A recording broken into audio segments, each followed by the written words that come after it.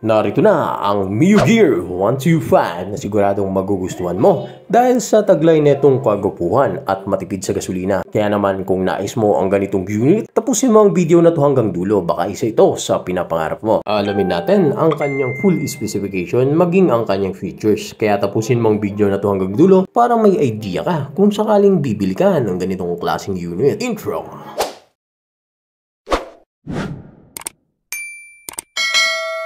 Simula nga nang inilabas ito noong taong 2022 ay tinangkilik din ito ng karamihan dahil sa kakaibang forma nito pagdating sa kanyang looks. Dagdagan mo pa ng napakagaan na handling pagdating sa arangkada. Kaya naman hindi ka neto bibitinin pagdating sa power kahit 125cc lang ito. Itong Mio Gear 125 ng Yamaha ay kargado na ng features na siguradong magagamit ng bawat rider na bibili neto. Syempre, unang tinitignan ng mga riders natin ay kung matipid nga ba sa gasolina ang unit na ito. Sa mahal nga ng gasolina ngayon ay mas pipiliin natin yung mga FI na. Kasi nga naman malaking bagay kung sakaling FI ang motor mo. Alright. Itong Mio Gear 125 ay equipped ng 125cc na merong Blue Core technology na ibig sabihin ay magbibigay sa iyo ng more power at less fuel. Yes po, matipid ito sa gasolina pagdating sa kanyang fuel consumption. Pangalawa nga sa kanyang features ay equipped ito ng charging system. Yes po, may charging system na siya kung saan pwede kang mag-charge anytime, anywhere na magagamit mo nga kahit saan ka pumunta. Alright. Malaking bagay nga ito para sa ating mga delivery riders kasi hindi na natin kinakailangang umuwi o makicharge para lamang ma-full charge ang ating cellphone. Sa features nga na ito ay malaking bagay ang charging system. Kaya naman mga biyahero, anong masasabi nyo? Ayos ba ang motor na may charging system? Comment down below. At nga, sa kanyang features ay equipped ito ng answer box system. Yes po, may answer box system ang motor na ito para kung sakaling marami kayong nakapila o nakaparada sa parking at pare-pares kayo naka Mio Gear 125 ay isang click mo lang sa kanyang remote ay ma-identify mo na kung nasaan ang motor mo. Kasi may mga hazard dito na umiilaw pag pinindot mo o kaya tutunog ito para malaman mo agad kung nasaan ang motor mo. Alright. Pang-apat nga sa kanyang features ay equipped ito ng stop and start system. Yes po, malaking tulong itong stop and start system kung saan ang purpose nito ay para makatipid kayo ng fuel. Ma-activate lang itong stop and start system kung sakaling tatakbo kayo ng medyo malayo ng konti tapos bigla kayong hihinto sa loob ng 3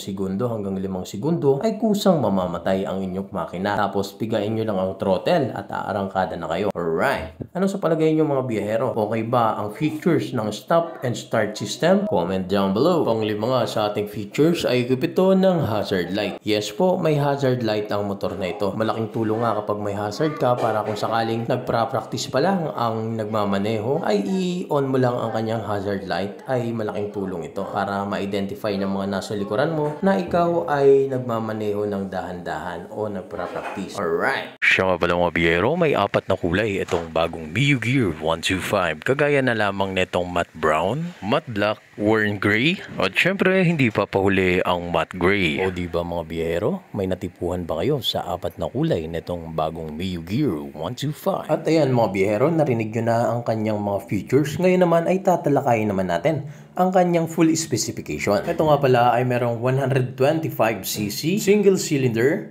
air-cooled, 4-stroke, single overhead cam at 2-valve na merong maximum power na 7.0 kW at 9.4 PS at 8,000 RPM na magbibigay sa iyo ng maximum torque na 9.6 Nm of torque at 5,500 RPM. Dating naman sa kanyang starting system ay equip ito ng electric start at kickstarter. Compression ratio ay 9.5:1. Engine oil capacity 0.8 liters. Fuel supply system, fuel injection. Pagdating naman sa kanyang chassis, mayroon itong frame type na underbone. Front suspension ay telescopic fork. Rear suspension ay naka-unit swing ito. Rear size sa harapan may sukat na 80 ang lapad, 80 ang kapal at 14 ang laki. Sa likurang bahagi naman ng gulong ay 100 ang lapad, 70 ang kapal at 14 ang laki. Good news mga biyero kasi lahat ito tubeless na. Siyempre pag tubeless ang tires mo, hindi madaling sisingaw yan kapag natusok. Alright, siya nga pala mga biyero, kung bago pala sa ating channel, baka pwedeng makahingi ng isang like, subscribe, at mag-comment ka na rin kung anong mako-comment mo dito sa ating na-reviewing bagong motor na Mio Gear 125. Sunod naman natin ang kanyang mga braking system. Pagdating dito sa harapan ay naka-hydraulic disc brake ito. At sa likurang bahagi naman ay naka-mechanical leading trailing drum brake. Punta naman tayo sa kanyang overall dimension. Siya nga pala mga biyero, itong Mio Gear 125 ay may haba na 1,870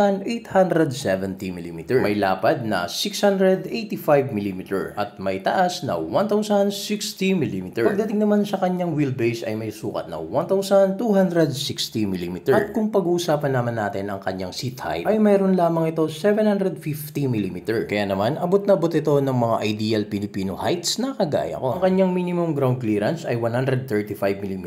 Siya nga pala mga biyero, ang Mio Gear 125 na ito ay tumitimbang ng 95 kilograms. So hindi siya ganun kabigatan kaya napakadali itong imaneho pagdating sa kalsada. Lalong-lalo na sa traffic ay madali mo itong maisisingit. Right. Ang kanyang fuel tank capacity ay umaabot ng 4.2 liters. So hindi na nga masama sa mga ganitong klaseng scooter. Kung sakaling maglo-long ride kayo ay hindi agad kayo mauubusan ng fuel. Punta naman tayo sa kanyang information panel. At ayun nga mga biyero, analog pa rin ang kanyang meter panel. Pero okay lang yun kasi malinaw naman ito pagdating sa gabi. Meron din itong classic style na siguradong magugustuhan mo din kahit analog lang ito. Basta lahat ng basic na kinakailangan ng isang rider ay nandito na. Pagdating naman sa kanyang presyo mga biyahero ay ito ang cash price niya. Siya nga pala mga biyahero, kung nagustuhan mo ang ating video, don't forget to subscribe para lagi kang updated sa mga videos na gagawin pa natin. At i-share mo na rin ang video na to sa mga kaibigan mo. Baka isa ito sa hinahanap nilang scooter. At mag-comment ka na rin mga biyahero kung ano bang masasabi mo dito sa Mio Gear 125. Maraming salamat sa pagtapos ng video. Ingat palagi!